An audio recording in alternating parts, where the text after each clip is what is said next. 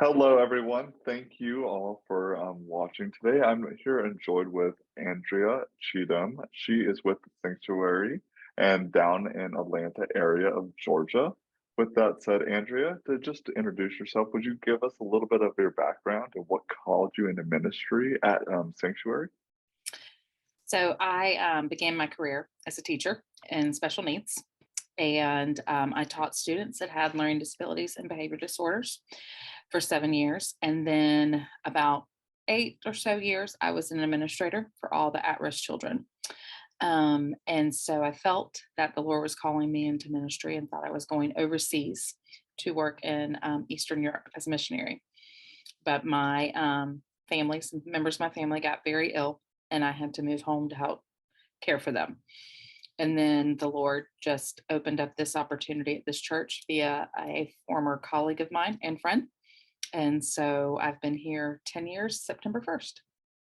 Wow, wow. That's crazy to hear, like from going from being an administrative and a teacher and all that, and Mhm, then, missionary. Whoa, I mhm, got to come back to Georgia and then do this crazy but amazing thing. mhm. And with that said, like, what is your current role? Like, what do you do on like a daily basis over at Sanctuary? I am the children's pastor. So I lead a ministry from infants through fifth graders. Mhm. So Sunday morning, throughout the week, Wednesdays, different discipleship, meeting with volunteers, families, things like that.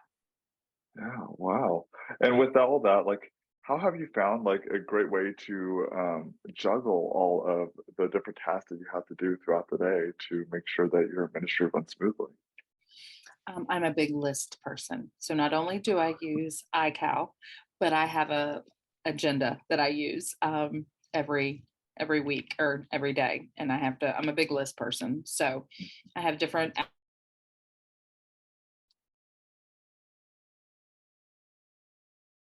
completely different, completely different.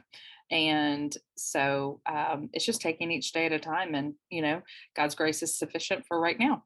So Yes, yes, very much so, very much so. But thank you for that. I'm actually learning some things I didn't know about. What was it, iCal or iCal or? it's just the calendar in iOS.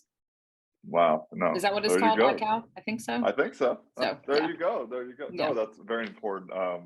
Definitely relatable. Making sure that like the calendar's all booked up because Hmm. man, it can be quite hectic for y'all. And with that said, like you're managing all that. Like, how are you maintaining and engaging like in person and also your online like kids ministry, making sure like they're engaged and keep coming, etc. Hmm. So we did online for about 2 years through COVID, post COVID. And so Orange provided so many great opportunities for that. And so we would just provide our playlister link for families because the kids were very upset they didn't get to see the so and so show. And so, we would make sure that was available. And so we pay for the extra rights to be able to post as well.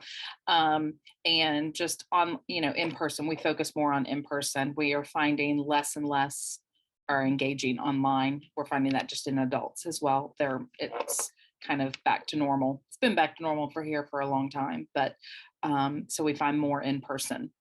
And so we do use Playlister every Sunday, and that is where any kind of activities, videos, curriculum pieces from Orange, or any other things that we add in are broadcast into their small group rooms. And then on Wednesdays, I just create playlists for whatever study we're doing. So, for example, I'm taking my third through fifth graders through Acts on Wednesday afternoons. And so I've uploaded different videos into that. So Playlister makes it so much easier than Pro Presenter for me. For sure, for sure.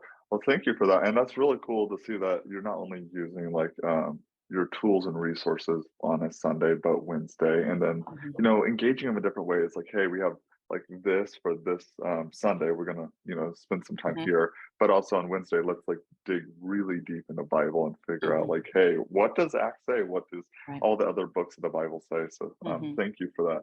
And with that said, like when you're creating all of these lessons and activities and etc. Like, what are some values or like important principles that y'all operate by, like at Sanctuary? Um, our vision is to be transformed by the gospel to live and live like Jesus. And that is what we live by. And we have 5 tenets where we want to create space for His work and His worship. We want to travail in prayer. We want to build community for the purpose of transformation. We want to mature in mutuality, and we want to create space. We want to be in Christ for the sake of the world. And so everything we do kind of goes through those areas. And to keep it really simple with kids, it's the greatest commandment: love God, love others. And so that's constantly, if I tell them, what are we called to do? If I ask them that question, and they'll tell you, love God, love others. And so it kind of encompasses that for them. That's amazing. I love that too because coming, you know, especially when you're a child, like having that one like foundation base piece, it's like, hey, this is what it's all built off of, love, right? And Hmm. then, then we can talk about the other stuff as well. Hmm. That's fascinating. So Yeah. thank you for that. And with that said as well, like as you're looking forward towards the future, in your 10 years of ministry, it's been definitely some interesting trials and tribulations along the way. But like, where do you see like your ministry goals being both short term and long term for Sanctuary Kids? I think short term, we're trying to get into a new space to where we can, just for safety, security, just in a new area to where kids can be all together, and it just builds the camaraderie in the community. And long-term goals is just for our kids to be more engaged with our global and local partners. Mhm. And so we're doing our very first family mission trip this next summer. And Oh, so we'll be able to take some families down there and serve together, and an international one. We've done things locally through Blue Skies and different local partners around here. So, but really getting these kids to step outside and know that they are disciples who can make disciples, who can make disciples, who can make disciples. wow, that's amazing. It's like definitely building up the children, Mhm. right, for that next generation and so on and so forth. So That's a lot of my fascinating. kids have leadership roles every week. Oh So some of wow. them, my fourth and fifth graders, they greet parents, they check parent kids in, they have different, they all know how to run playlister, and they make sure everything's turned on and turned off. And they've taught me a lot about the remote controls. And so they kind of have those roles of like, hey, this is what we're doing. And so teaching them that they're a part of the church as a leader as well. And so they have an important role as part of the faith family. Wow. No, that's amazing. That's amazing to hear, like how you're like also incorporating them, like building those leadership roles and everything as well. Because especially when they get brought on to youth and stuff, Hmm. and then you just continue building and building and building. Hmm. And it's cool to see too, like from like especially you do K through 5, so like seeing them in kindergarten all the way up to that fifth grade standard and Hmm. how much they grow, then Hmm. being able to also then go on the field and it's like, hey, here's what we've learned and built and everything now, like let's portray it. So amazing, amazing. Thank you for that, Andrea. And with that said, like through all this time as being a kids minister and working in ministry as a whole, I have to imagine you came up with some challenges also along the way. So, like, what are like one of the biggest challenges that you faced as a kids ministry leader, and then how did you overcome it? I think one of the biggest challenges that you'll hear from every children's pastor across the board is volunteers. And you'll hear that from everyone. Um, my philosophy is I do, personal invitations. That's the big deal. Mm, What most children's pastors, including myself, and even my group that I meet with monthly, is COVID changed a lot. COVID really isolated people, um, and I don't want to say an excuse, it just was a opportunity to pull back and not be as Mhm. engaged in community. And so I think everyone across the world is still struggling to get people to engage, and um, really scripturally saying how the Lord calls us to live in community and to serve the body. We all make up a part of the body. We all have gifts, whether Mhm. it's teaching, leading, whatever it may be. We all have a gift. And so helping people realize that you have this gift to work with children, and they need you because the Lord calls us to make disciples, right? And they need to, kids need to be pointed to Jesus. The one thing the Lord's reminded me of this summer so much is that a childlike faith is the most beautiful thing. And because these kids love with their whole heart. They love Jesus, they love others. They don't have all the experiences and the pressures and all that as adults, even teens, face. And if we could just simplify it and know that we need to be completely dependent, completely surrendered to Jesus, that He's our provider, He is our sustainer, and His grace is sufficient for each and every day, and His mercies are new. And if we can stay dependent on Him, then He will provide. He is the ultimate sustainer. And so, helping um, adults and even teens understand, you may be nervous. You may be thinking, I don't know if I can do this. But the Lord, He's called us all. He called prophets, He called shepherds, He called sinners, He's called everybody. And He will equip for those He calls. And so I think that's just really trying to get people to understand, to listen to the Holy Spirit nudging, saying, get involved. You need to be part of the family, not just a consumer, you know? So, Wow, that's good. That's so good. I was struggling with not like cheesing so big the whole time because I was just it's true. It's true.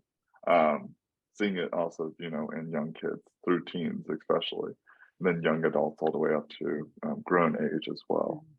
mm-hmm, You all have a part in the body, yes. and it's just through prayer and counsel Mm-hmm, you get there. You get there. That's mm-hmm, amazing. No, thank you for that.